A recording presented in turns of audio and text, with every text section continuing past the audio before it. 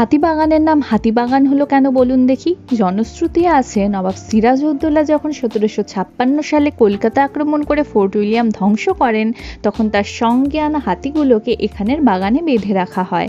সেই থেকেই হাতিবাগান।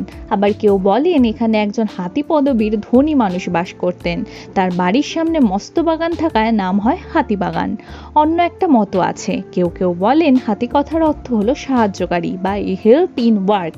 পুরনো দিনে বাবুরা এই অঞ্চলে এসে ঝুপড়ি থেকে হেল্পিং হ্যান্ডসের সন্ধান করতেন, সেই থেকেই হাতিবাগান। আবার হাতিবাগান নামের সাথে কিন্তু দ্বিতীয় বিশ্বযুদ্ধেরও যোগাযোগ আছে।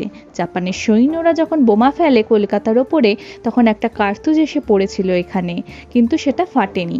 এখনও হাতিবাগান ক্রসিংয়ে এসবিআই শাখার কাছে সেটি দেখা যায়। এসবিআই ব্রাঞ্চের বিল্ডিং এর সাথে কিন্তু বিপ্লবী অরবিন্দ ঘোষের নামও জড়িয়ে আছে।